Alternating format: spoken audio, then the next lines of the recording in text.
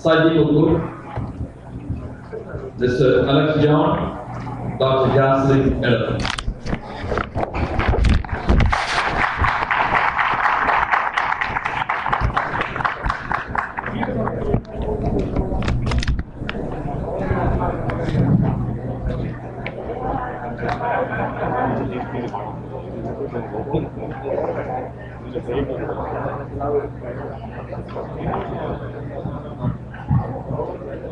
At this time, I invite Thomas to bring. Please come. We can begin our session with a prayer.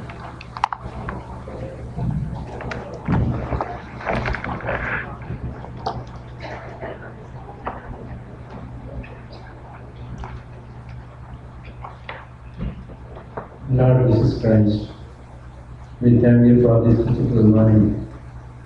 Today we are gathered to reflect on the great gift you have given each and every one of us. Lord Jesus Christ, you are the protector of our church, our faith, our community and family.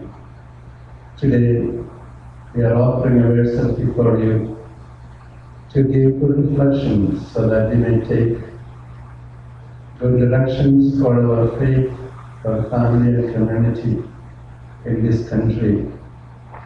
All this we are reflecting for the greater glory of you, through your Father Almighty. In the name of the Father, and of the Son, and of the Holy Spirit. Amen.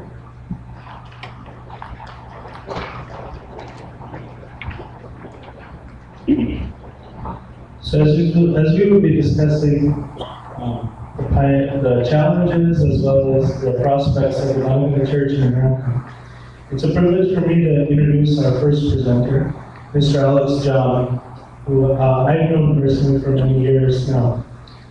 As with my father's generation, Alex Uncle is one of the early pioneering families of the Malankara Church here, specifically with his family in the Philadelphia parish, but also in many ways, I remember from the 91 convention to every convention I see his face here, and I know him. He's been very active also for our Malankara Catholic Missions of North America.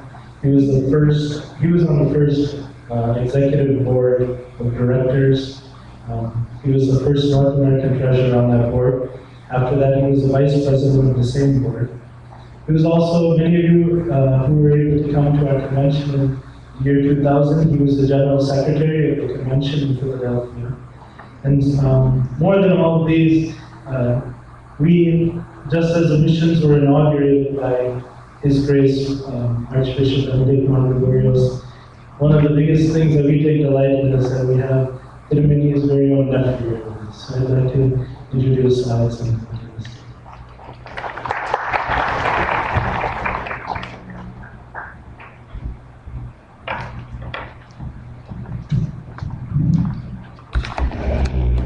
Your Gratitude, Your Excellencies, Venerable Monsignors, our mothers, our fathers, our sisters, and my dear fellow Malankarites. It is my distinguished honor and humble privilege to represent the pioneers of the Malankara Catholics in America. When I stand in front of you, I am excited to say a few words about the growth and success of our church in North America. My memories goes back to the days of the establishment of our Malankara Catholic Church in America. The changes in the immigration laws of the United States of America and Canada in the early 1960s have paved the way for the many Indians to migrate to North America. During 1970s, many Malankara Catholics began to migrate and they settled in major cities. The local Catholic Church in North America welcomed the newly migrated Catholics with great enthusiasm, though the migrants felt their identities as Malankarites were being lost. In the middle of their economic prosperities, the fear of losing their identity was a great concern for the immigrant community. America is well known as a cultural melting point in which the minority culture group will be absorbed into the majority culture. They fear that the benefit of all the struggles of their forefathers went through in order to maintain the liturgy may be lost in this culture. In the midst of this fear, the migrant Malankara Catholics identified other Malankarites from among the large Catholic population and started their own prayer groups. This initiation of the lay people became the cardinal force of the Malankara Catholic Church in North America. All their fears were evaporated when the Malankara Catholic hierarchy decided to send priests for the service of the Malankara people and establish Malankara Catholic missions across the major cities of North America. The prophetic and foresighted leadership of the Malankara Catholic hierarchy, especially that of the late Archbishop Benedict Mar Gregorius of happy memory, and that of the major Archbishop Syro-Malankara of venerable memories, and many other bishops and priests deserves our appreciation and gratitude. In the absence of the Malankara Catholic worshipping opportunity in this country, the Malankara Catholics might have joined one of the Syrian churches for sure, since we are people who value our liturgy and traditions more than our faith. A great blessing of the Malankara Catholics in America is the welcoming attitude of the local Latin bishops. Unlike some of the Latin bishops in North America, the bishops of North America read and understood the mind of the universal church correctly, which says, "For this is the mind of the church, that each individual church or rite remains its traditions in whole and entire. Such churches are equal in dignity, so that none of them is superior to the other." Unquote. Thus, the local bishops began to provide their church facilities for our worship services, and they opened their rectories for our priests. If these arrangements were not in place, the financial burden of Malankara Catholic members might have increased considerably, and we may not have had this many missions. The Malankara Catholic priests are well accepted in the Latin churches in North America and engaged in the parochial responsibilities from the day they arrive without any further training or licensure testing. By divine providence, the Malankara Catholic community is a very successful group of people in North America. We are able to do a lot of good deeds for the church here in North America and also back in India. One small example is that of the St. Jude Malankara Catholic Church in Philadelphia. That's where I belong. The church and other facilities were bought for about $1 million, all by the effort and the contribution from our members and our friends. Most of the Malankara parishes and their priests in North America are financially supported by the faithful. This kind of financial engagements make each member feel that the church belongs to them. In turn, they are willing to do more for the church. It is our financial well-being that allows us to provide charitable acts of mercy for the less fortunate in Kerala and also elsewhere, collectively as a group and also as individuals. Man is a social being. He needs other people to communicate and interact. The Malankara Catholic Church provides ample opportunity to associate with like-minded, homogeneous people.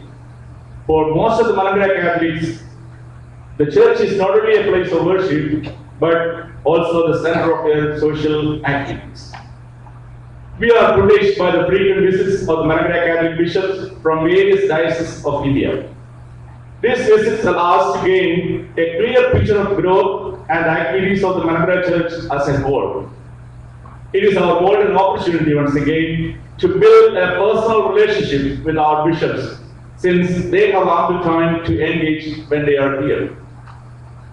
Along with these privileges come many challenges, which we should face head-on. One of the major challenges is to help few of our elderly members of the community to recognize and feel proud of our own identity as Malankara Catholics. Our youngsters, our joy and our pride. They are present and future of the church. They are the beacon of our hope.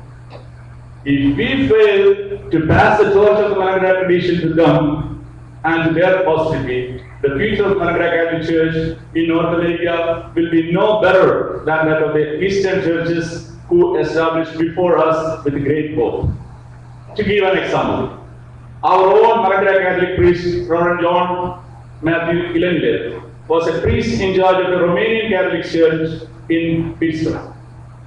When I visited him in 1982, the church was full and had about 300 Romanian Catholics. Again, in 1989, when I visited him in the church, they had hardly 30 people. I'm not sure if that congregation still exists or not. Some of our youngsters are intimidated by the majority culture outside the Malankara Church and are influenced by the peers and subsequently subscribe to it while straying away from our dream.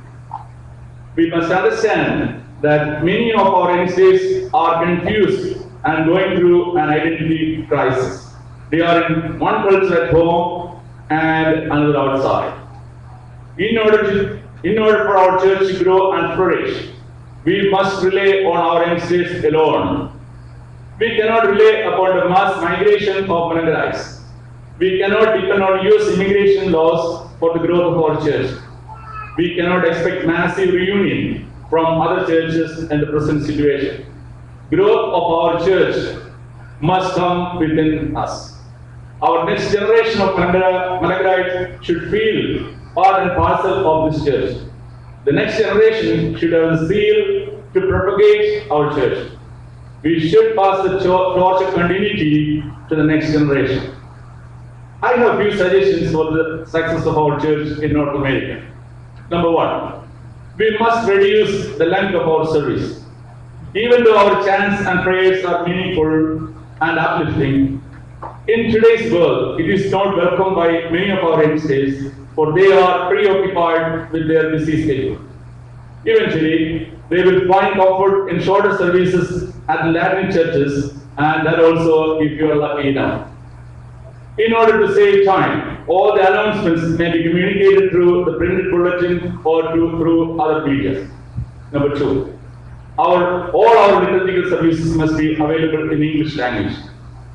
The number of people who do not know English is far less than the number of people who do not know Malayalam.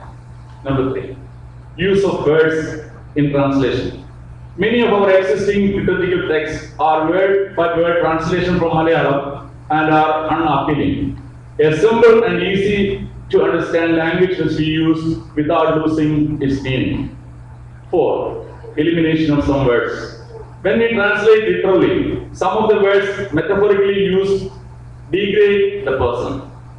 Use of words to refer human as dust, worm, etc. are subhuman and need to be replaced. Number 5. Inclusion of youth. During our church meetings, discussion should be done in English, which makes the youth more welcome. Each and every one over the age of 18 must be encouraged to be a part of the general body meetings, and the voices of the youngsters must be heard seriously. 6. Children's League in each parish. We must initiate a forum for youngsters who do not qualify to be eligible for LCYM. They can get organized and help in their own little way. The friendship and interaction between our members must begin from the very young age. Number 7. Share responsibility. Rather than few people taking up the responsibilities year after year, opportunity must be given to others, especially to our youth members. 8. Youth interaction. We all want our children, grandchildren, and subsequent generation to marry within our community. We should explore ways and provide opportunity where our youth can meet and interact responsibly. Number 9. Promote the Malankara value at home. Home is the first school. Parents must teach our youngsters about our history and our rich culture and religious heritage. Pray together and dine together as a family. Engage youngsters in healthy conversation about the church affairs without negatively criticizing anyone, including the priest. Do not expect Sunday school teachers or the priest to to be the lone teacher of our youngsters. Number 10, role of the priest. Our priests play a vital role in the formation of our youngsters and their attachment to church. The bishop must see that the priests appointed to the parishes are well trained to understand the culture of this country and communicate well with our youngsters. Authoritarian hierarchy or extreme legalistic approach are not the way of life at this day and age. Clergyism is very hard to sell to our youngsters. Number 11.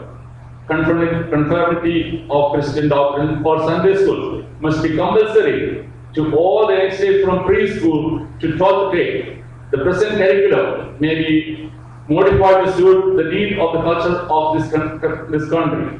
Each and every child must grow up knowing that the Catholic faith and the reason are in harmony with one another. So, warn against media hype. It is no longer the church or the family set the rules for our youngsters, but it is Hollywood, Bollywood, TV, and other social media define lifestyle, human values, dress style, family values, personal virtues, and social acceptance. Please be aware. 13. Be proactive. The agenda of the liberal media in this country, especially in North America, is to attack and ridicule the Catholic Church and its authority to teach. We must oppose this propaganda machine and think and work along with the Catholic Church. I am very happy that our church in America grew to become a big tree from its humble beginning, like the parable of the mustard seed in the Bible. I am sure the clergy and the lay people here do not want our hard work and dedication to go in vain in the future. If you do not want that to happen, now is the time to act, right now. Both our clergy and our laity have an important role to play to keep our church going forward. It is not a demographical phenomena or sociological event that we are in this land of opportunity. This is a God-ordained plan to make us instruments in building His church in the part of this world. Let us thank God for the privileges and the opportunities and accept the challenges with hope, faith, and love. Thank you very much.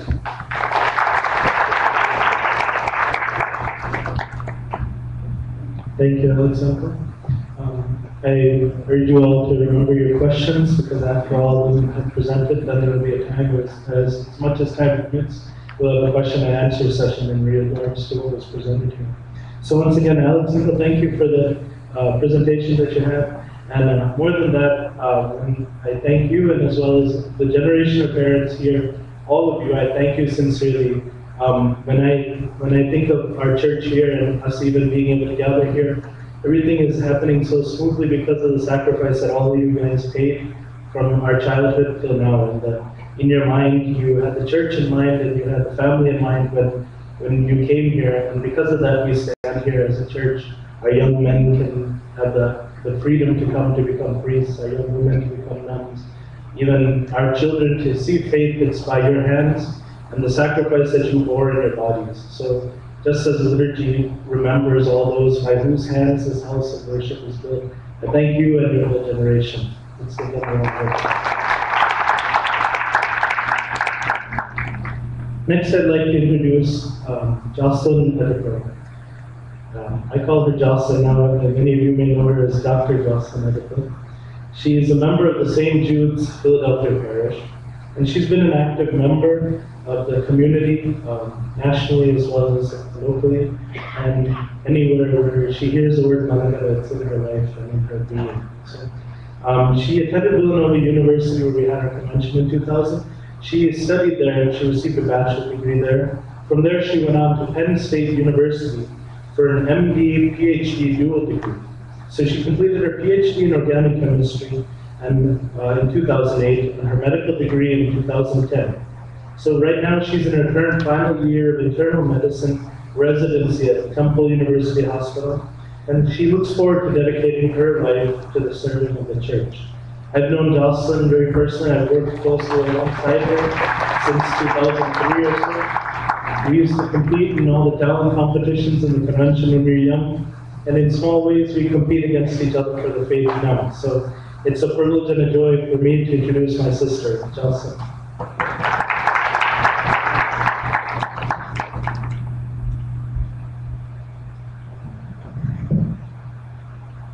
Your Beatitude, Your Excellencies, Reverend Monsignor, Reverend Fathers, Reverend Sisters, Deacons, Seminarians, fellow Malankarites. I'm deeply honored to stand before you today to offer my reflection upon the theme, Prospects and Challenges of the Syro-Malankara Catholic Church, Ecclesial Life in America. I will humbly attempt to represent the sentiments of the younger generation of the Malankara Church. The prospects of the exarchate are hopeful, with many opportunities and privileges being Malankara Catholics in the United States. And we sit on the edge of a crucial time in our history. It is a time to meditate on who we are and who we will become in this great country. In order to understand our future opportunities, we must understand our great spiritual heritage. It is the gift of God to the Malankara Church that our genius is for reunion. We must remember servant of God Maribaños, and that this founding spirit of the Malankara Church and the reunion was based on the reunion of the Malankara churches. So in a particular way, I'd like to encourage us to remember that here in this great country, we should be thinking that way. How can we reunite our lost Malankara brothers and sisters, not just in our own Malankara Catholic Church, but the Orthodox, the Jacobite, the Marthoma, who share in the Antiochian heritage. It is from this common liturgical experience that we have a special opportunity to offer our separated brothers an avenue back into the unity that Christ wished, prayed, and hoped for, and died for. We're already fortunate to have received back many into the Catholic communion through the American Malankara experience. We offer this home back to Rome for those who love their Antiochian liturgy, and in a similar way, we are the perfect church for the new evangelization. We are like a small fulcrum, and with a small effort, we can make a very large impact in this land. The same way for our families that are in other Malayali Christian communities, we can invite them back to the Catholic Church. For our non-Christian Indian brothers and sisters, the Malankara Church offers the Indian spirituality, and for our fellow American co-workers and friends, we are the church we can invite people into, because this is our heritage. I have found that there is a hunger that exists in many Americans for beautiful liturgy. They are often drawn to the traditional Latin language liturgy, which retains the awe for the sacred, in the Byzantine, Orthodox liturgies, and also the traditional Latin language. They have a craving for the sense of the sacred and the experience of the majesty of God, which sometimes we take for granted. By virtue of our spiritual heritage and liturgy, we are in this perfect position to reunite all. Also, we can sense the electric presence that we're gathering together for the 8th convention in the United States. We have a powerful sense of community here. We are committed to family life and a culture which is anti-life and anti-family. Our strong families are an example to America. And I have found a great love in the American Malankara Church and a beautiful fellowship which exists among us. I have seen the youth of this country embrace each other and really minister to each other and mentor each other, especially in the past 10 years. This fellowship exists because we have a common experience. Our pioneering families came, worked hard together. So from this similar experience, we are bound together. And also we have a powerful mandate from God to do His work here. Additionally, we enjoy God's hand of favor in maintaining a blessed reputation in this land. We can boast of our priestly vocations, the vitality of our youth, the momentum and energy we find in our people. We have visionary bishops, dedicated priests, and holy sisters, and educated and dynamic lay faithful. Even our Holy Father has said that we are the fastest growing church. I pray that this will become a reality here in the United States in the coming years. However, we have many challenges to that. These challenges are many to the high calling and vocation that we have. We have a holy past and a holy present, but our future is yet to be determined. We're a small church in a land far from its origin. Number one, from the youth. We do not know who we are. We often discuss identity, but in fact, we do not sufficiently know our traditions, our liturgy, our language, our culture. We are not sufficiently catechized. Often we do not even know the basic rubrics of our Mass. Secondly, we don't connect. From the second generation, it is difficult to come to Mass in a language you don't understand, in a culture we have a hard time grasping with parents from a different land. So we have a hard time connecting even with our priests and holy leaders. So those youth who have left the church left because they couldn't connect. Who has a heart for the lost sheep of Malankara? My brothers and sisters, we each have an obligation to pray for those who have left to come back. And those who have returned have said that it is because they have found a way to reconnect with their faith, with each other, and with the church. We have many examples of migration in human history, from the scripture onward. In America, we have many examples of those who have migrated.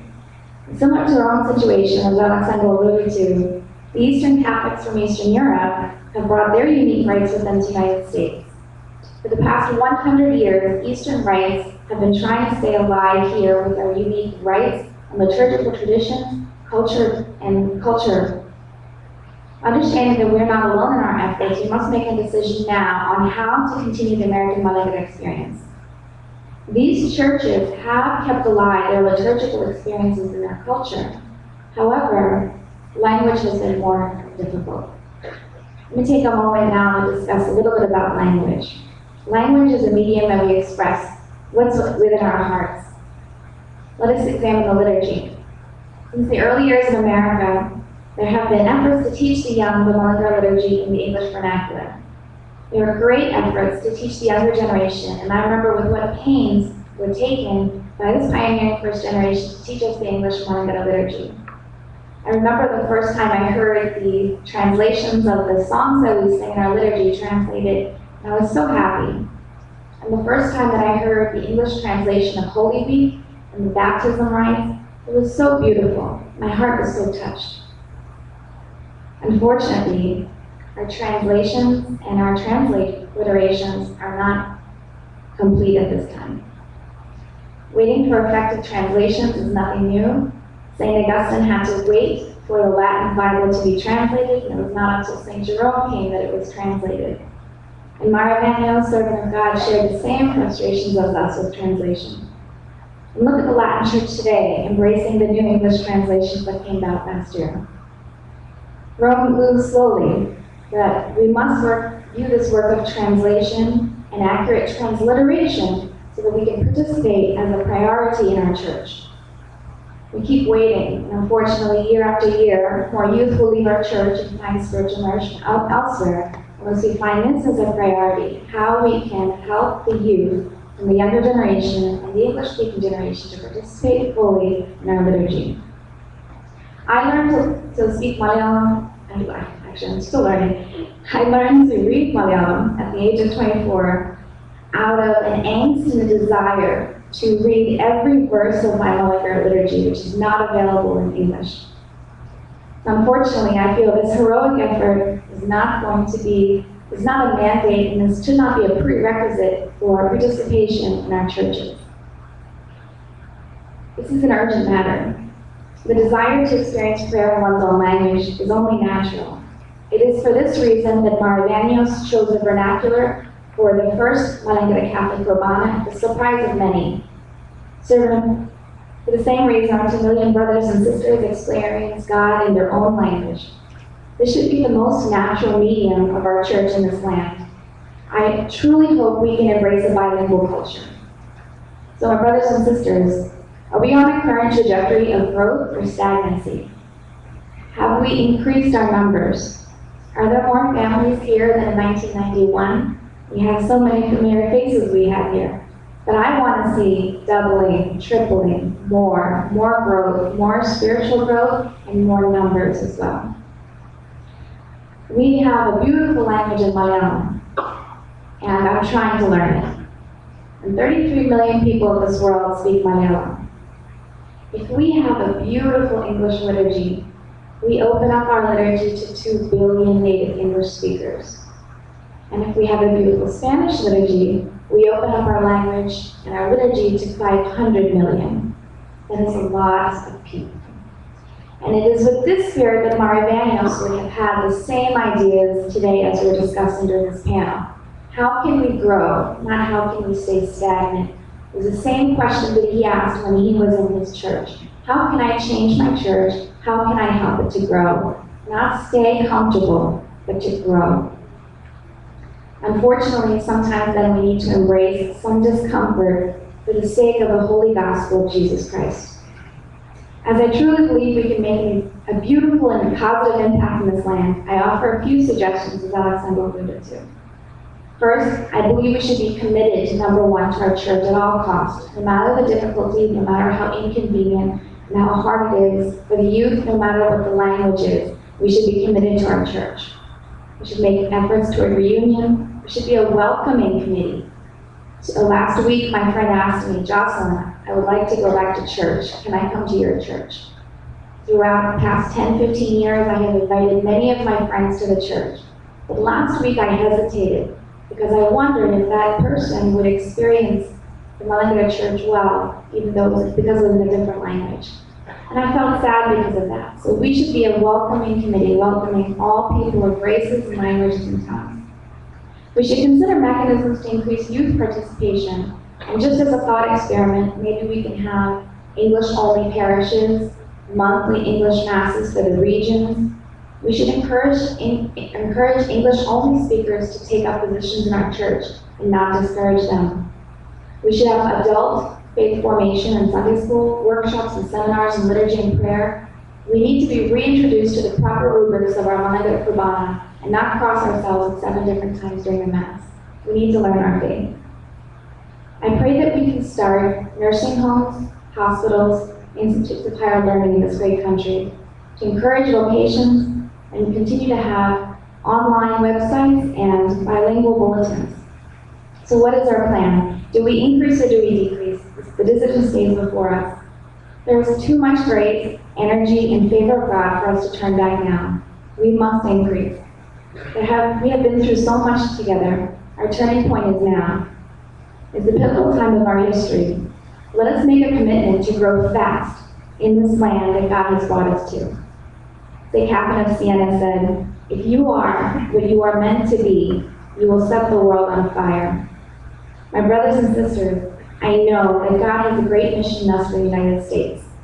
Let us be ready to hear God's will and obey. I have been greatly favored to be a child of the Malankara Church in the United States. I thank and praise God for all those who with great love and sacrifice gave me the faith and traditions I embrace today. I pray that by the grace of God, I will see a thriving American Malankara Church in the coming years. Thank you.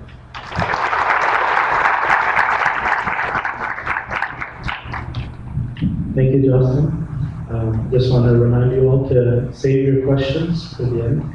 And at that time, our sound engineers will arrange some volunteers to bring cordless mics to you so that you just have to raise your hand and a question can be asked to any of the speakers being presented here. So thank you again, Jocelyn, for your example. Thank you for your passion. And thank you once again for stressing that we need to have this in English liturgies and texts so that we can actually understand and mine from the depths of our liturgy and from our tradition. Next, I'd like to introduce someone who's been doing that very task in his work, through his ministry as well as through his study, for everything. He was none other than my own parish priest for 7 years. As I entered into married life and started a family, he was my parish priest at that time. He baptized my son. And it's none other than Reverend Dr. Saji George Mukut, who everyone knows as Saji Ache. You may see many things from Ache because he's a very talented person. He sings and the thing I really, from spending so much time with Achin, from when he came to Chicago, it was while he was the director of the MCYM North American Youth Movement that we were able to gather nationally in 2004 as a youth for the National Youth Leadership Retreat and subsequent youth conferences. And I can say with all the different people that come for all the different youth conferences, Sajjachin is having perfect attendance at all of our youth conferences. So Sajjachin is a person that loves the youth. And he loves them so much that he dedicated his life, even in his research. I had the privilege to participate in his research as he pursued the degree of the Doctor of Ministry. And the thesis that he worked on was specifically to the second generation Malankara youth as they tried to make a home and their place in this culture. It was called On the Way to Emmaus, We Meet Jesus, a Eucharistic-centered model of pastoral care to the second generation of the Malankara Catholic Church in North America. So he's a very Eucharistic-centered priest. Anyone who's gone to Achin for confession, or anyone who celebrated Kurbana with Sajjachin will experience that firsthand. So it's my privilege and my joy to invite Sajjachin to us.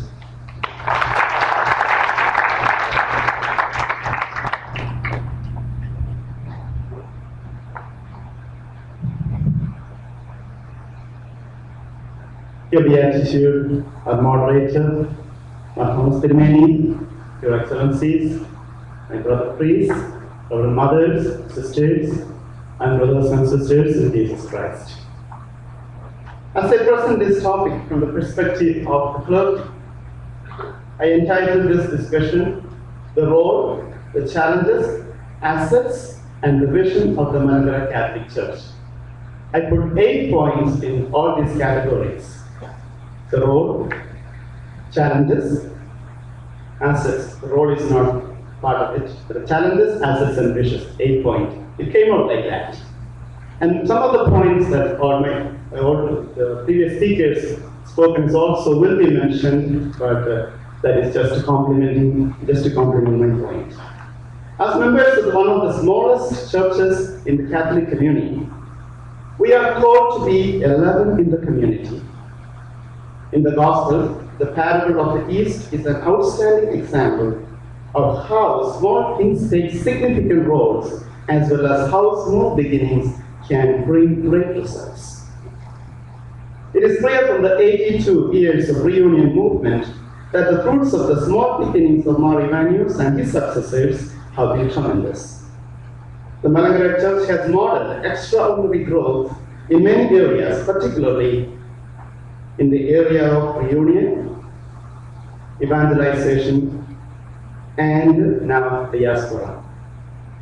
As we see, our church in Kerala is mostly the effort of reunion. In the southern part of Kerala and the current diocese of Markan, where Paulos Tirmeni is giving leadership shepherding, it is an outstanding example of our conversion efforts. Now, our attention is coming to another area, the diaspora, and our exarchate comes in that category. Compared to the first two areas, our diaspora community is not well established. I envision the Malankara life in North America as being in the second phase of our journey. The initial phase was a period of settlement of the first generation. The priorities were finding jobs, finding new homes, and establishing their families, as Mr. Alexon explained, and including education of their children and helping extended families in their homeland. But the second phase is a time for second generation. That is a time of new evangelization. Our task is to identify our mission in this land, witnessing to Christ and keeping up the mission of the reunion movement of Mar Ivanos. As we think of this role, we must be aware of the following pastoral challenges. Challenges number 1. An us versus they mentality. Our lack of support to our exarchate and our parishes. Number 2, finance.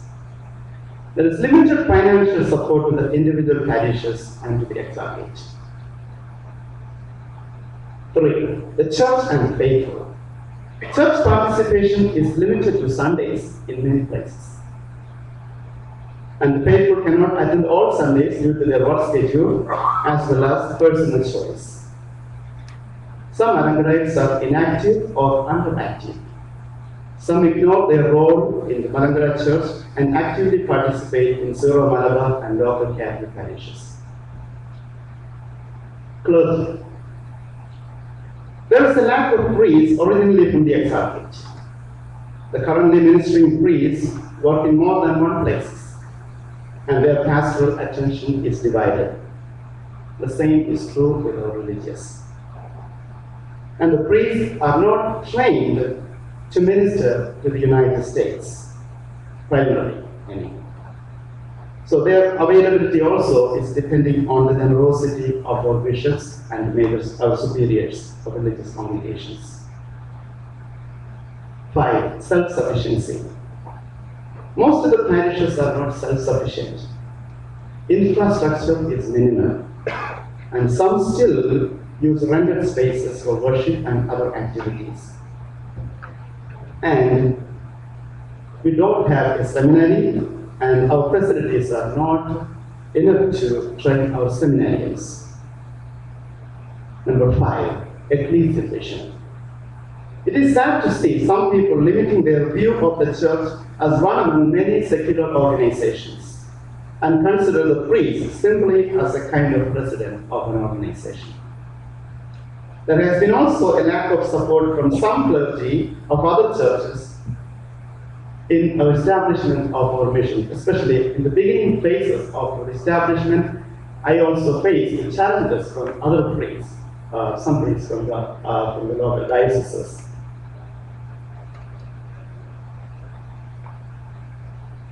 Number 7, go with the flow mentality.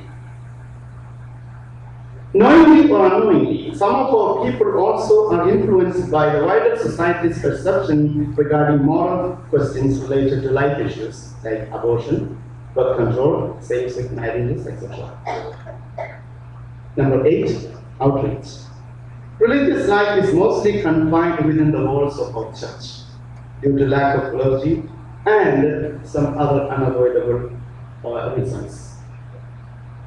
The establishment of new missions is extremely slow. The challenges are not new to the Malankara Church, for the reunion movement started in the midst of chaos. Standing on this ground, as we come to develop a model for the exarchate, there is no need to reinvent the wheel, but revisit and learn the model of our servant of God, Marivanus, making contextual adaptations. It is highly commendable to see an integral approach in this model, with a multidimensional focus, recognizing all human needs. Marivanus and his successors used our lay people in faith formation by training and utilizing them as lay catechists. Providing education, food, and shelter was also an integral part of our evangelization efforts. The importance of sannyasa and its contextual adaptations according to the need of the times is praiseworthy. Standing on this ground, we are to focus today's discussion in the context of our US exarchate. We need to learn from other immigrant communities, as Mr. Robertson mentioned. We have learned from their success and failures. We also have to recognize our own resources and make use of them. Here I identify the following assets. 1, our identity. We are part of a global church. Our Catholic identity gives us a global access to the institutions of any institution of the church. 2, support. The bishops of the Malankara dioceses and our exarchate enjoy the support of our local Latin dioceses and Eastern Catholic dioceses. Needless to say, our major archbishop and the Malankara hierarchy support this exarchate to the highest degree. 3. Tradition. Our liturgical patrimony, we keep this identity globally and locally. 4th asset, canonical status. We have the status of an exarchate, membership in the National Bishops' Conference, and we are listed in the official Catholic directory. These are great privileges for us. Clergy. We are blessed with a dedicated bishop, administrative team, a priest, a religious, and seminarians, which the other churches envy. Number 6, clergy and lay leadership. There exists a healthy relationship between clergy and the faithful, and among the clergy and the laity themselves in the Malankara Church. 7, infrastructure. There is an exarchate center for us now, and some of us have our own parish buildings, and there is continued potential for growth. 8, human resources. There are truly loving people among our dedicated lay leadership, which has a significant role in organizing our missions, especially before the priests were assigned. Mr. Alexander mentioned that. As well as we have a vibrant team of youth to ensure a multi-generational tradition. And we come to the vision. The fundamental aspects of our vision is to recognize our needs and act on priority basis. While utilizing the assets, we are also expanding our horizon in collaboration with other resources and institutions. Although we can figure out many areas of evangelization outside the country and establishment of institutions, several institutions as Dawson mentioned, but I would like to limit this discussion to some areas of immediate needs.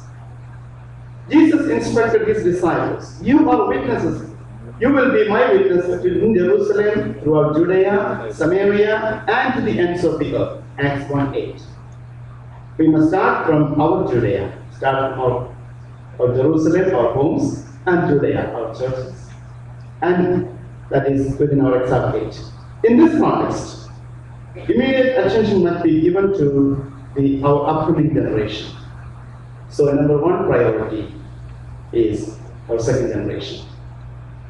In order to address this, our youth need to be trained in a language comfortable to them, as Jocelyn mentioned. Therefore, translation of liturgical text and commentaries are essential. Value-based education of our children is another imperative in this modern society, the society is highly inclined to materialism and individualism at this time. They may be equipped to face the moral and the ethical challenges of the society. We must seriously think of starting educational systems. We know that some of our families have chosen homeschooling as a means of education. We have to start something, and we have to do research on it to build up a good family system and good education system. Number 2, catechesis. Acknowledge our great gift of faith and practice. Catechesis cannot be limited to our children. It must happen inside and outside our local churches, our campuses, facilities, faculties, etc. And our liturgical culture has to be established everywhere. Vocation, number 3. We are in need of a collaborative effort to develop vocations from within the exarchate. We need to have our own minor seminary. We need to develop a diora system and a women religious community, focusing on the girls who are brought up in this exarchate. When I speak of Mariani's model, this is really a great insight. When we reached out to the southern part of Kerala, India, especially in the current diocese of Martana, Mariani's Tirumeni envisioned another religious congregation to support the mission. The same thing we need in this exarchate as we minister to a group of people that are new to this culture. Lay apostate, number 4. I would propose even an establishment of a third order, as it is found in the Latin Rite. Exemplary families, can make tremendous influence in the church and the society at large. Therefore, qualified couples would be honored. Number 5, unconditional support of the church. Here the role of the laity is important. The laity must continue to support the existing missions and establishment of new missions with their time, talent, spiritual resources, and material assistance. It also includes building up of and maintaining of its infrastructure. The laity must understand the struggles of some of our clergy and support them. In some places, clergy needs more support. Number 6, breaking down parochialism. Some feel that we will take care of our own priests, our own parishes. And the Exarchate Center or other institutions are not our concern. In some places, that is a crucial thing. I assert, this attitude is very dangerous to the growing Malankara Exarchate, especially in its infancy. All must learn that the Exarchate Center is equally important as all our parishes. In a sense, it is a mother church for all others. The Exarchate Center is a cell in the body of Christ. Number 7, coming back home. We are also in need of a collective effort to bring back our inactive parishioners and to bring those people worshipping and working in Syro-Malankara and Latin parishes back to our own churches. Any parish is not just one of the many options. Jesus is the primary option, so too one's own parish. Using other resources. Number 8. We admit that the infant Malankara Exarchate has only limited resources. But I mentioned that we are a global church. However, I mentioned this. We are a privileged Catholic community, having several opportunities for collaborative efforts.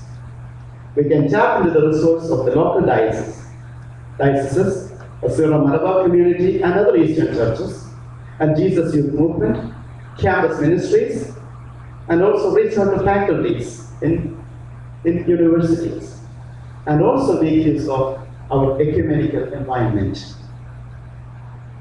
So let us introduce our Indian culture, our Christian values, and our Malankara tradition to this wider society. May God bless all of us. Thank you.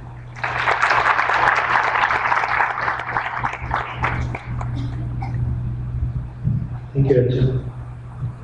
Thank you, as well as all our reverend priests and sisters, all who have given their lives so that we may have them.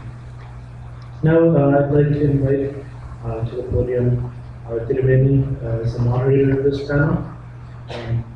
He needs no introduction as he was with us from February of 2005 to January of 2010 as Apostolic Visitor to the Malankara Church here in America, North America, as well as Europe. So I'd like to invite Thomas Tirumeni to the floor.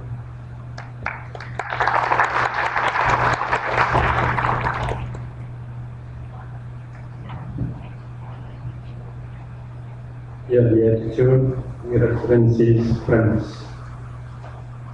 Now, it is my duty to declare that this floor is open for discussion, sharing of reflections, or contribution of your unique proposals for the prospectus or the remedial challenges about a place in life in America.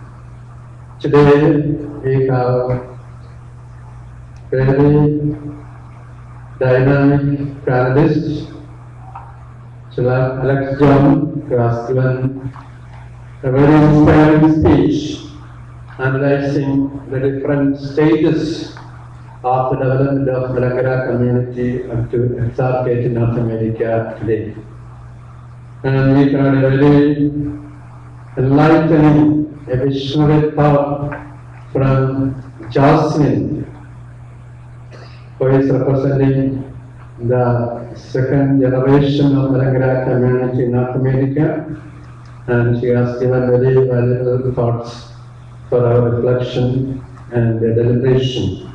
And finally, Dr. Sajid Makur has an excellent analysis of what is going on in North American missions, especially in our life, our economic status, and the parochialism, and the areas we have to look into for further development in this community in the coming days, or can say coming years.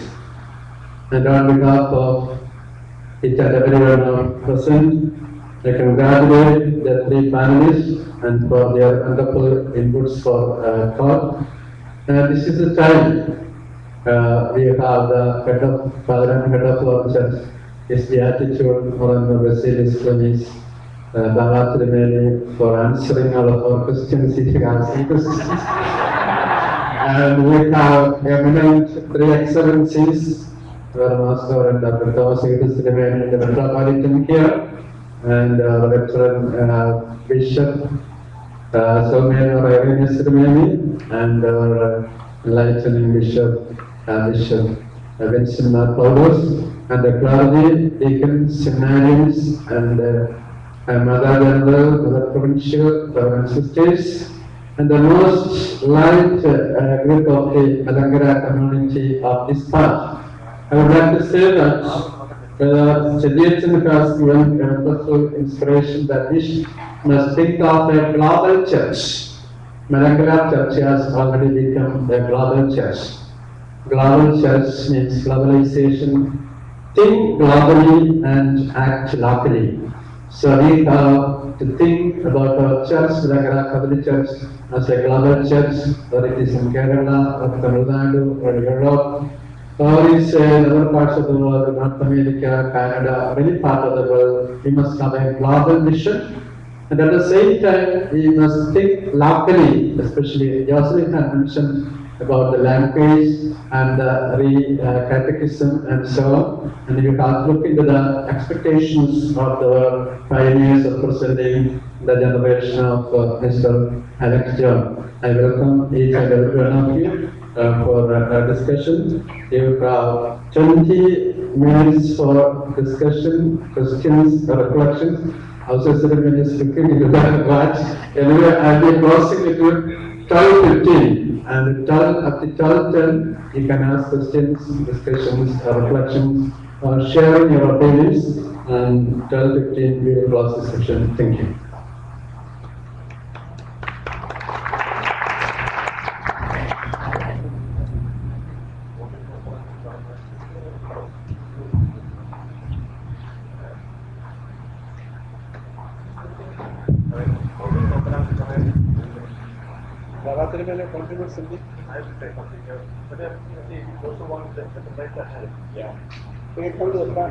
So those who like to ask questions or share your ideas or reflections, please come to the front seats so that we can save time and they can say the mic for you. You can raise your hand first, and those are interested to share their opinions, and you can come and type on and the thing. Anybody, you can raise your hands.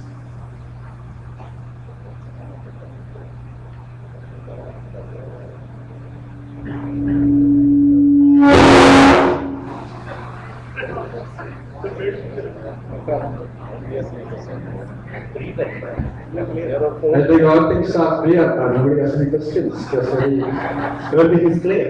We are so smart. We They are very intelligent people. They are coming from the front. Somebody? Yes. come in the front. Varghese Zakaria, come to this man.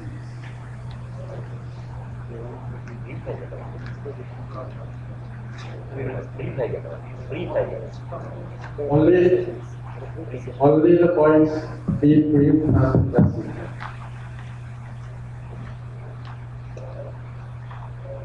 Good afternoon to all of you. Father Sergium George mentioned about the lack of special training for the priests coming to the United States. to mingle with the youngsters. And Mr. Alex John and Ms. Rosalyn mentioned regarding the Sunday liturgy, we already translated from Malayalam to English. To me, both of them very, very important. It doesn't mean other points are less important. These two very, very important. And if we going to translate again our Sunday liturgy in a Malayalam spiritual text, translate again, give more Malayalam spiritual text in English. I think we can bring our notes sheets, not only one, more than 100, more than thousands will come back to our fold, to the Malankara Church. Not only Malankara youth, but also other youth from other Christian denominations. We are going to grow and we are going to see the modern time. Thank you very much. I will answer the first part of the question regarding the training, because all our priests are trained back in India. This is not with a focus of working in the United States, for sure. That problem cannot be solved until we have our own seminarians and our own priests ordained for the exarchate. But the priests currently working here are very dedicated priests. They're very, very enthusiastic about their community and they're very devoted to their work. And I can very well say that all the priests in the exarchate right now, even though they are trained back in India, they have adapted much to the system and the culture, and they are doing a great job. Wonderful things. Great.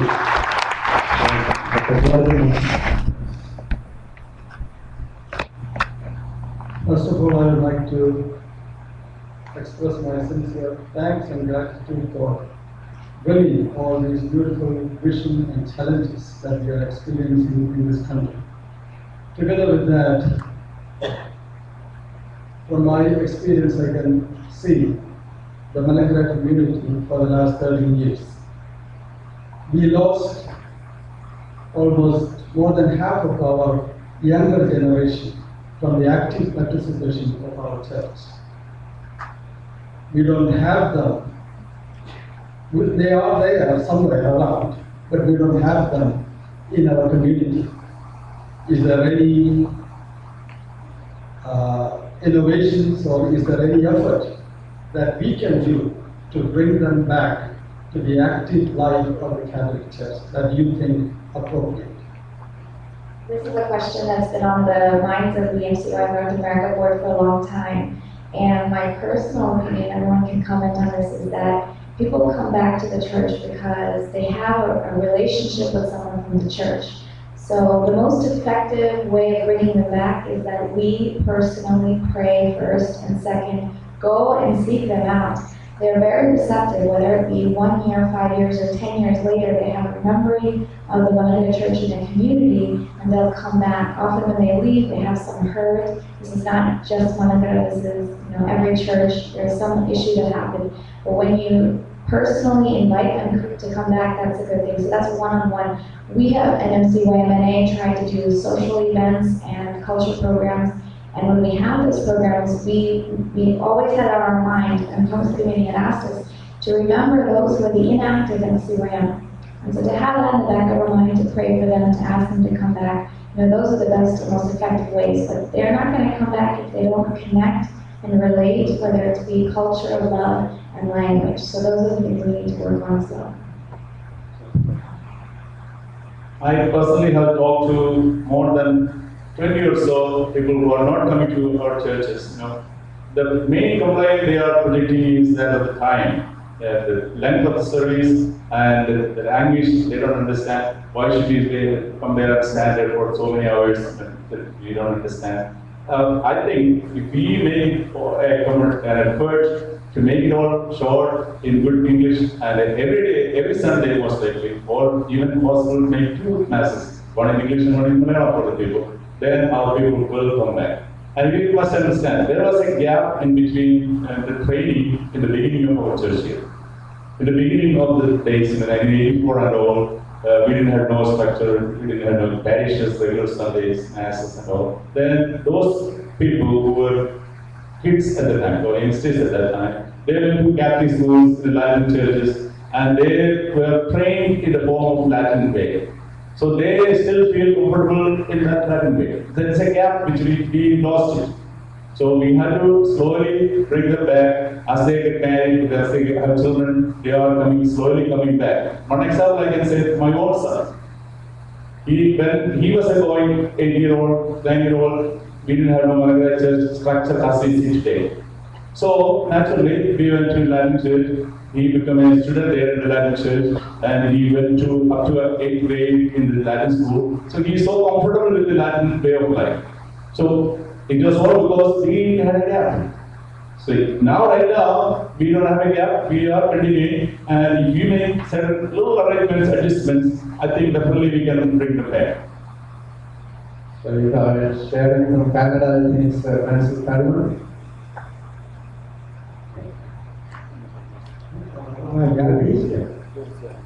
You are his servant. You are his servant from the and the way of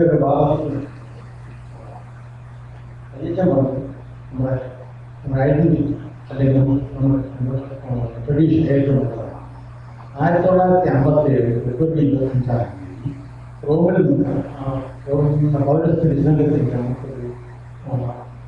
സന്ദേശം അല്ലെങ്കിൽ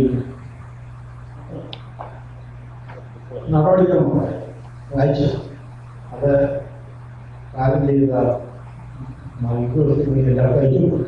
എല്ലാം അത് ആ 20 നിർദ്ദേശമുണ്ട് അതിൽ എത്ര എണ്ണം നമ്മൾ കണ്ടിട്ടുണ്ട് അതിന് എന്തെങ്കിലും ഭാവിയിലോ അത് നടപടിക്രമം ചെയ്യാൻ വേണ്ടി 55 വർഷമാണ് ഒക്കെ വലിയ കാര്യമായിട്ട് തന്നെ കാണുന്നത് കാരണം തന്നെ കാണും അതിനെന്തെങ്കിലും നടപടിക്രമം ഭാവിയിലാവുന്നു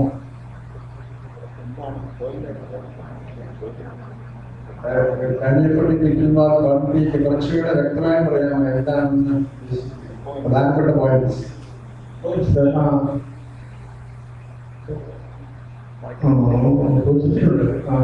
ആകെ 20 ദശകമാണ് 20 ദശകളുണ്ട് ഇപ്പം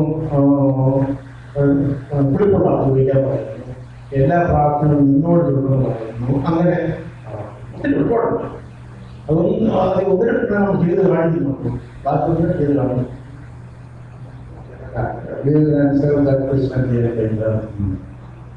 If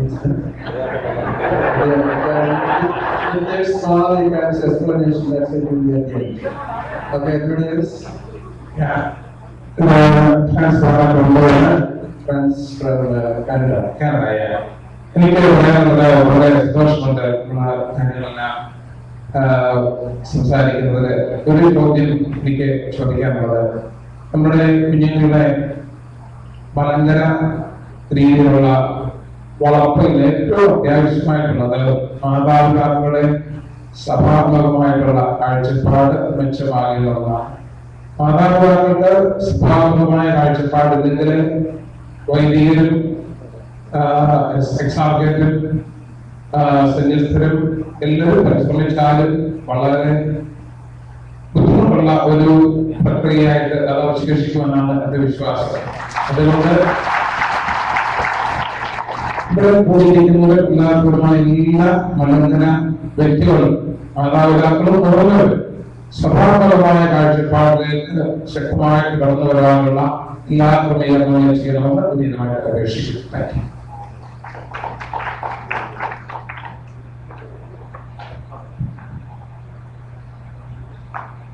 ഞാൻ സാധാരണ ഈ അച്ഛന്മാർ തമ്മിൽ ഒരു അച്ഛൻ നാട്ടിലോട്ട് തിരിച്ചു പോകും, അത് കഴിഞ്ഞ് ഒരച്ഛൻ തിരിച്ചു വരും. ഇവിടെ വരുമ്പോഴേ കുറച്ച് നാളത്തേക്ക് ഒരു അഡ്ജസ്റ്റ്മെന്റ് പ്രയാസമുണ്ട്. ഈ ഇന്ത്യ അച്ഛൻ വരുന്നത് പഴയ അച്ഛൻ എന്താ നീക്കുന്ന അറിയില്ല. അതുകൊണ്ട് അറ്റ്ലീസ്റ്റ് ഒരു മാസത്തേക്ക് ഒരു ഓറിയന്റേഷന്റെ ഒരു അവസരം, അത് ഇംഗ്ലീഷിന്റെ പ്രശ്നമായിരിക്കാം, അതുണ്ടെങ്കിൽ നല്ലതായിരിക്കും. പിന്നെ നമുക്കിവിടെ അച്ഛന്മാരെ സെമിനാരിയിൽ പോയി അച്ഛന്മാരുണ്ടായി വരുന്നത് നല്ലതായിരിക്കും. പക്ഷെ അവിടെ നാട്ടിലുള്ള സെമിനാരിയിലുള്ള ആൾക്കാരെ കുറച്ചുപേരെങ്കിലും ഇവിടെ വരുന്ന സെമിനാരി എടുത്ത് പഠിപ്പിക്കാനുള്ള അവസരങ്ങൾ കാണുമോ എന്നൂടെ നോക്കി നന്നായിരിക്കും.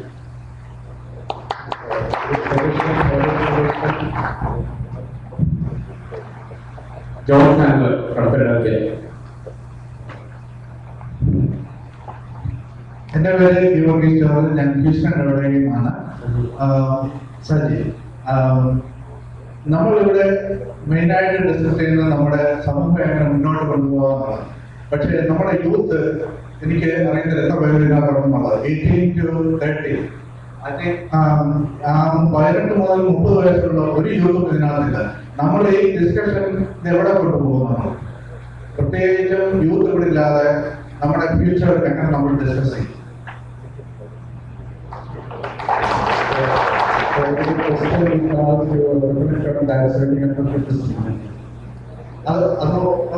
ഒരു ക്വസ്റ്റ്യൻ ഉണ്ട്. അതുപോലെ തന്നെ നമ്മുടെ അച്ഛന്മാര് പ്രത്യേകിച്ചും യൂത്തുമായിട്ട് മിങ്കിൾ ചെയ്യുന്നത് വളരെ കുറവാണ്. ആ ഒരു ഗ്യാപ്പ് ഫില്ലപ്പ് ചെയ്തില്ല എന്നുണ്ടെങ്കിൽ നമ്മുടെ സമൂഹം ഇവിടെ ഒരു കാലത്തും വളരാൻ പോകുന്നില്ല, അത് തകർച്ചയിലേക്ക് പോകുക മാത്രമേ ഉള്ളൂ. Okay, the rest of observations have something from the former youth argument by things the former youth argument is being cancelled for that. Lisa? Oh, goodness, okay. Pachashi is okay.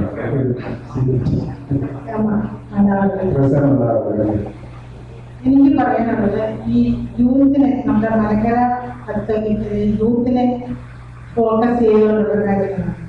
എന്നാൽ വിവാഹം, ഈ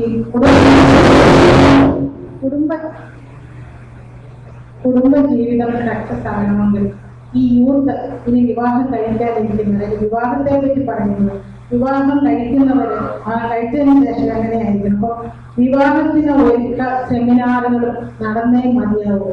അതുപോലെ വിവാഹ ഒരുക്ക സെമിനാർ നടത്തുമ്പോൾ അച്ഛന്മാരോ കന്യാസ്ത്രീകളോ പറഞ്ഞു കൊടുക്കുന്നതിനേക്കാൾ കാര്യമായിട്ട് ഈ വിവാഹത്തിൽ വിവാഹം കഴിഞ്ഞ പരിചയമുള്ള ആളുകളെ അവർക്ക് വേണ്ട നിർദ്ദേശങ്ങൾ കൊടുത്ത് അവരെ വിവാഹത്തിന് വേണ്ടി ഒരുക്കണം എന്നുള്ളൊരു നിർദ്ദേശമാണ് എനിക്ക് വയ്ക്കാനുള്ളത്.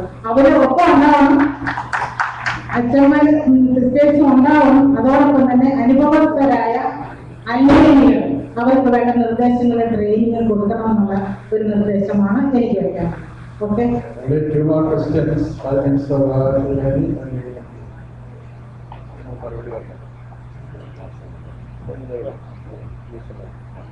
നമ്മുടെ സഹോദരി പറഞ്ഞ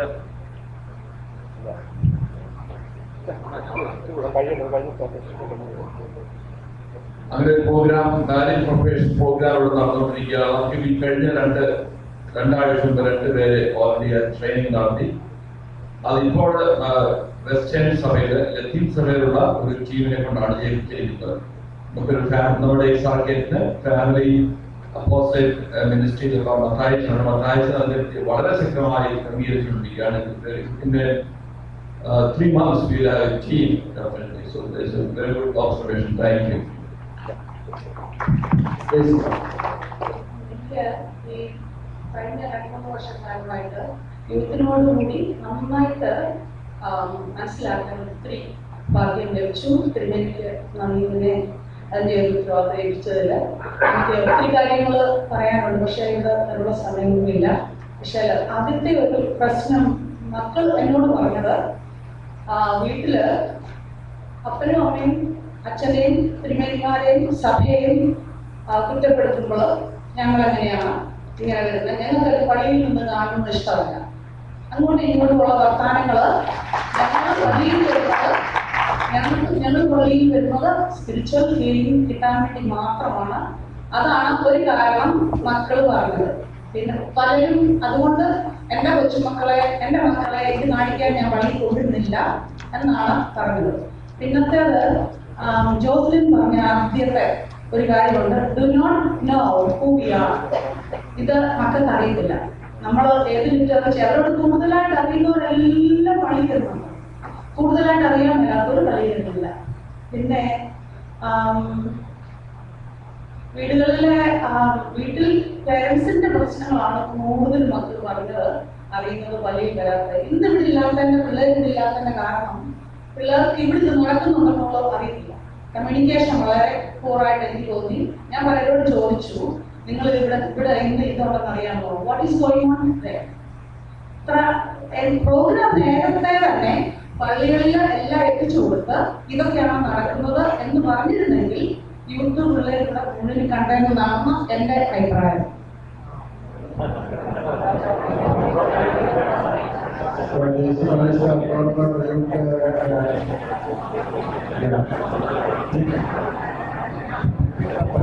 One more question.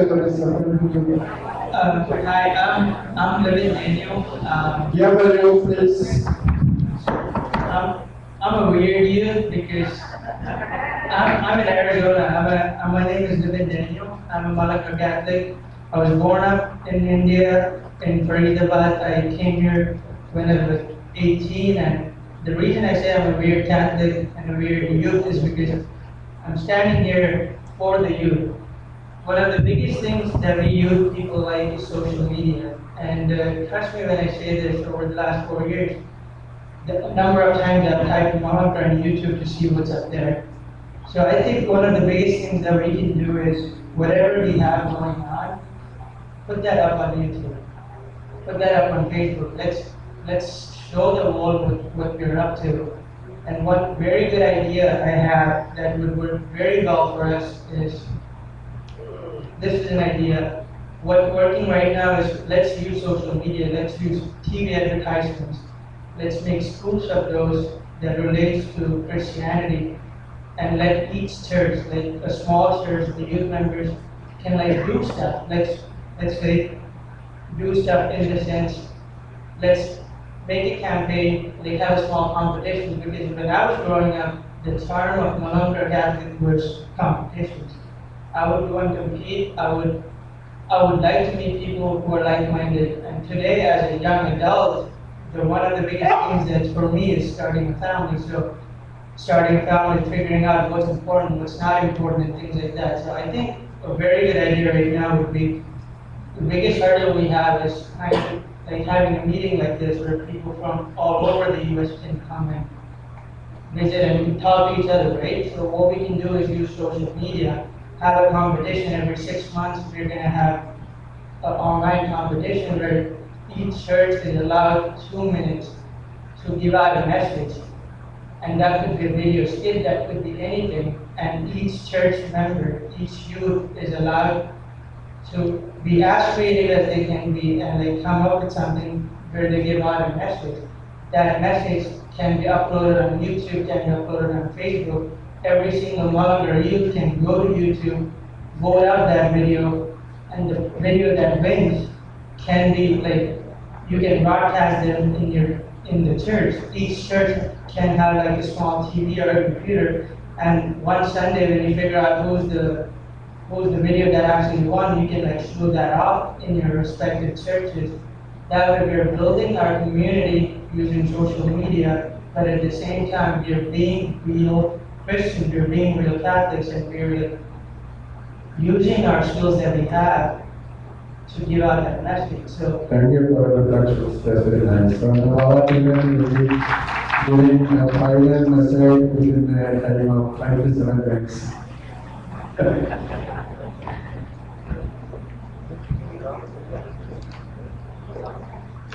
Thank you, Thomas, for confirming me.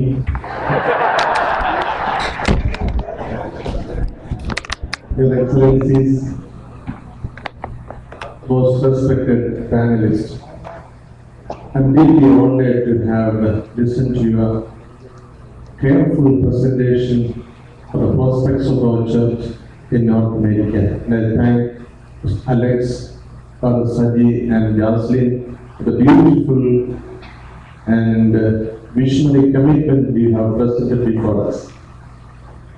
One thing which struck me, the whole context of your presentation is to see how we can present our church in this challenging society here. And just an information for all of you, our church, and me especially, will be very happy to see all our liturgical texts are celebrated in English in this country. There is no barrier, and that we have authorized Joseph Trimeni, and he has consciously decided to translate all our liturgical texts into English. And I am told that I'm happy to hear that the IPX service, the ordination here conducted was everything in English. It was for the first time that happened in our church. So everything is on the move, and I hope we will have a full text of many more liturgical texts as we assemble for the 9th convention. And we have a beautiful codification of our texts in English with 6 anaphors. For the first time, within a short span of 2 years' time, we could do this, and I hope, and Eusebius Trimini being a linguist, he will try to do everything possible, and we hope for the best. And we have a scope, and we have a deep vision for our church in North America.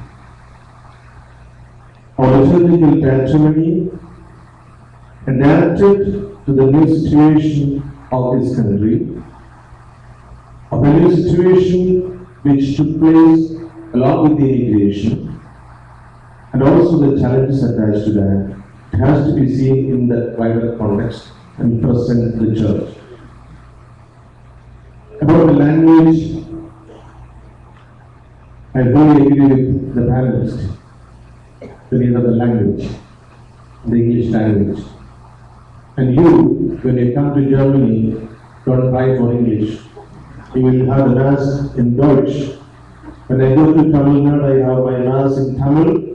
When I go to Germany, we have the Mass in German. And when we come to the States, we have the Mass in English. And if you come to Kerala, definitely you will have the Mass in Malayalam. These are the adaptations we have. This is the language for a verbal communication. I am deeply worried about the language of faith. That's what somebody pointed out here. Father George Mabuni is here. Yes, is here. What is happening, I'm not criticizing, what is happening to our local dioceses here who use English language, and English young people don't come out.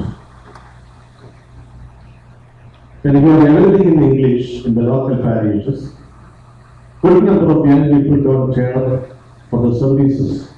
Is it because of Malayalam? Is it because of the language? It's a language of faith that matters. So my dear parents, it's not too late. We have to be realistic. The worship starts from mother's womb. The worship starts from the family. A family which has no evening prayer together will never celebrate the Eucharist together in a parish. Whatever language we have, whatever rituals we follow, there will be a holistic celebration of liturgical life in a parish. And then the language of faith and the language of communication will go together. We have to take serious efforts to revitalize of our faith in prayer, in communication and celebration. This is our task, this is our challenge. This will be also a contribution from our church to this great country, where so many are found missing in the parishes. Can we offer a positive effort, a challenge to the local parishes around, so that they can say, look at the Malankara Catholic parish and young people, they come to that parish because of certain specialities attached to that ecclesial life. This is very important. This is a challenge for me, for all of us. We have to go through that, I don't say crisis, the challenging phase of our life. And Mr. Giovanni Raju has pointed out certain directions given by the Holy See. In a nutshell, I can say, good number of you or most of you do not know what are those numbers, but I just want to say one thing. The Holy See has given us a curriculum, a decree mentioning to keep the purity of our liturgical traditions, mentioning so many things attached to that. Those days, because of the interaction with the Latin Syro-Malankara ritual traditions, we have been adopting so many things to our liturgical celebrations. Therefore, the Holy See has asked us to be pure in our liturgical celebrations. That's what Mr. Raju mentioned. And I don't want to give an answer to compliment that those days we were known as Malankara Rite. Now we have come to the stage of being presented as Ecclesia Sui in Malankara Church. We have been doing and we have no considerably. Never say we don't know what happened later. We should know what happened now. We have grown as a church, as almost a patriarchal church, as is mentioned in the presentation of Father George Ununi that you will listen later.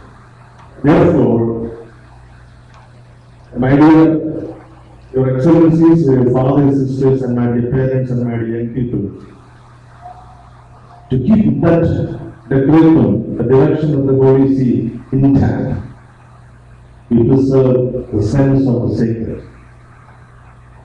A sense of sacred is the most important thing. We used to say a reverential fear for the holy things. That's being lost due to various reasons. Hence, Holy Father, for Benedict XVI, he tried his level best to bring the sense of sacred. സുവിശേഷത്തിൽ പറഞ്ഞിരിക്കുന്ന ദൈവത്തിനുള്ളത് ദൈവത്തിനും സീസറിനുള്ളത് സീസറിനും കൊടുക്കാനുള്ള മനസ്സിന്റെ പക്വത. Thank you.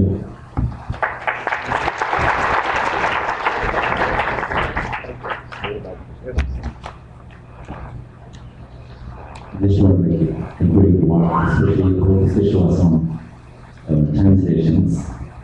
In fact, as I told yesterday, we are on a very ambitious project of translating all of the texts, our liturgical texts, our sacraments, our feasts, our Sunday school texts, and as you know, after very hard toil, yesterday we could bring out the full text, and 4 more texts have been prepared: our baptism, our marriage, all our Sunday prayers, and blessing of the house. They have already been given to the commission for the Synodal Commission for Liturgy already in March. They are waiting for their approval. So we are not negligent of this important process in the subject. We are working very hard on it. About the communication, I just want to make a clarification. I just want to ask Lisa, how do you know that this program is there?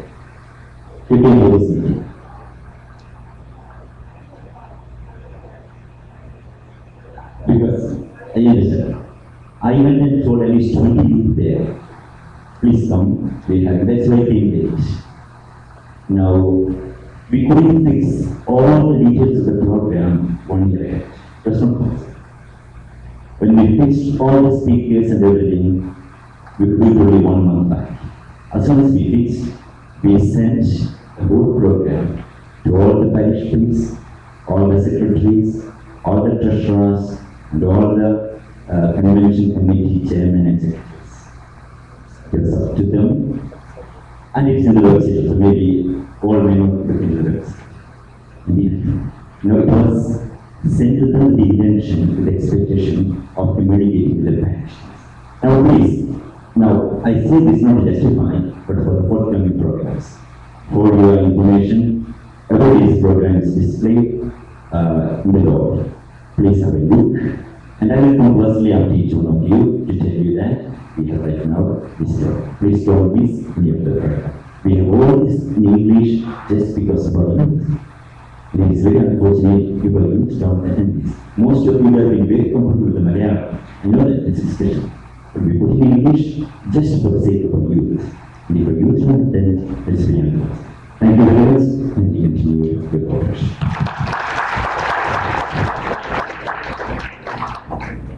Thank you, Thomas Pilmeri. Thank you, Sanjeevan. Thank you, Alex John. Thank you, Dr. Jason. And thank you, Billy Abraham, for his wonderful MC. I have a few announcements. After prayer, we'll be going to for lunch at 12:30. You know the place. 1:30 we have Sunday school teachers meeting. That's it. The theme will be the ways to make apostolic catechism more effective in the exarchate. All Sunday school teachers and of course the hierarchy, including Almighty will be there. And in the weather progress there will be sports and games 1:45. And really our convention secretary asked me to that all those who were students of Mario Vines College want to please see him. He has some special arrangement for them. So if all those who went to Mario Vines College, all students, alumni, please see Ravi or all of you know it. So please, he will instruct you. There's some special program, omnibus program. And once again, I'm just going to highlight today's all the programs. 5:45 we have evening prayer followed by gospel preaching by His Excellency Dr. Samuel Ireland. And then of course his first program for two categories of young people, 6 to 12 in Sullivan Room, and then 13 to 18 in Columbia Room.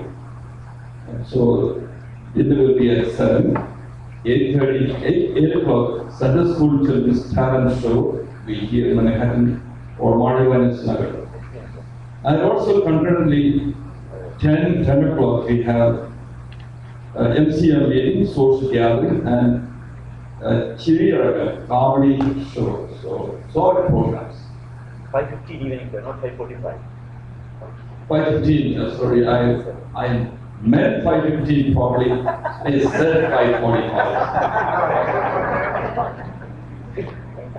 And also we have Eucharistic adoration at Orange Adoration Chapel. Please make use of the facility. Pray for our church convention and pray for good weather and for blessings.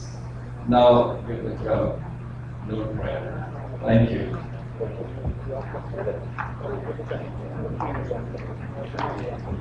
I take this time to thank our President for the wonderful speech. I thank our Secretary for giving me this wonderful opportunity. And this is one of the most sessions I have shared in my life. And thank you for all those who have contributed, especially Alex, Sajjan, Jocelyn, Ibrahim, and Monsignor Peter Pasheri, and all those who are from the floor who have contributed their reflections for the well-being of the church and members of the church. Thank you.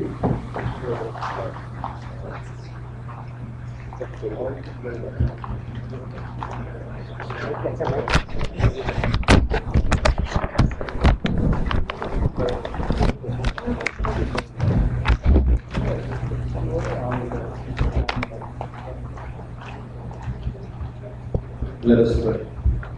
In the name of the Father, the Son, and the Holy Spirit, one true God, forever and ever. Amen. Holy, holy, holy, Lord God Almighty, heaven and earth are full of your glory. Hosanna in the highest. Blessed be he who comes and he is come in the name of the Lord. Hosanna in the highest. Holy are you, O God. Holy are you, Almighty. Holy are you, immortal, who are crucified for us. Have mercy on us. Holy are you, O God. Holy are you, Almighty. Holy are you, immortal, who are crucified for us. Have mercy on us. Holy are you, O God. Holy are you, Almighty. Holy are you, immortal, who are crucified for us, have mercy on us. Have mercy upon us, O Lord. Have pity and mercy upon us, O Lord. Receive us the peace of the grace, and have mercy upon us, O Lord. Glory to you, O Lord. Glory to your creator. Glory to you, Almighty King, who has compassion on your sinful servants, Our Father who art in heaven, hallowed be thy name. thy kingdom come, Thy will be done on earth as it is in heaven. Give us this day our daily bread, and forgive us our trespasses, as we forgive those who trespass against us. And lead us not into temptation, but deliver us from the evil one. For thine is the kingdom, the power, and the glory, now and forever. Amen. Hail Mary, full of grace, The Lord is with you. Blessed are you among women, and blessed is the fruit of thy womb, Jesus. Holy Mary, Mother of God, pray for us sinners, now and at the hour of our death. Amen. booklet, page number 19. മതകാവീശന്മാർദൻ പ്രാർത്ഥനയാൽ അരുവഴിയാക്കും മൃതരായോർക്കും പുണ്യം.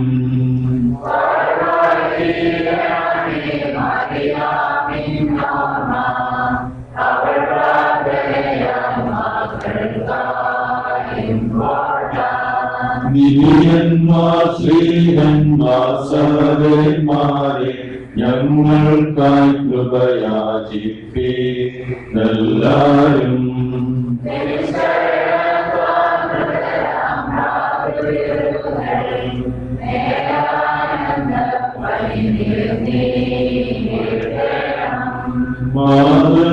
മാതൃസ്മരണയുയർത്തി സിദ്ധരയേറ്റി ഹൃദയ വാഴ്ത്തിയിടുന്നവനായി സ്തോത്രം.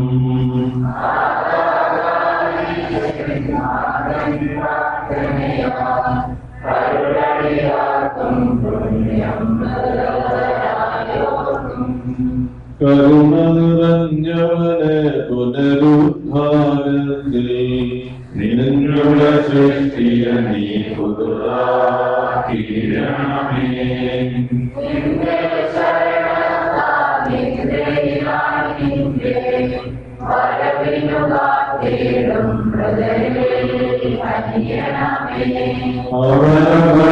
അവരവളാഹത്തിന്റെയും ഇസഹാക്കുടെയും യാക്കോബിനുടെയും മടിയിൽ പാർക്കണമേ.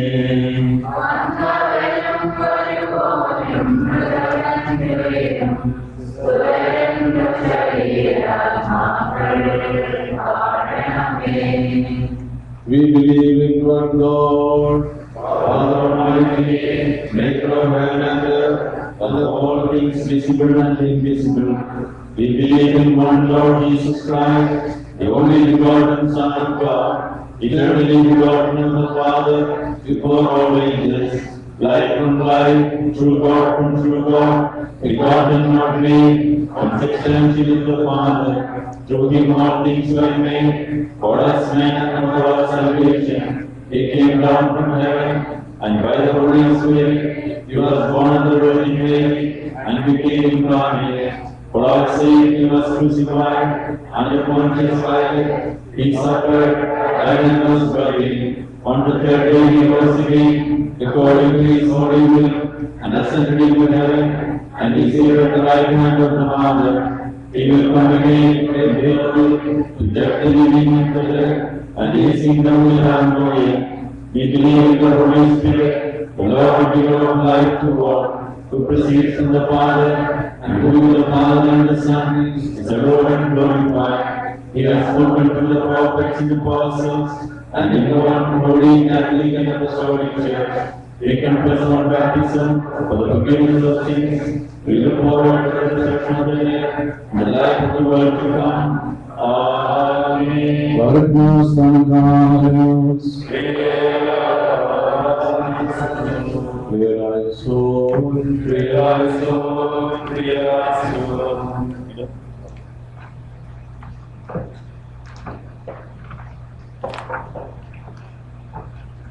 The exact bulletin symbiosis is ready for distribution. Please, church parish secretaries, please see. Father Abraham look for the secretary. The exact. Thank you. I will see you here at 5:15 for evening prayer and gospel preaching. 5:15.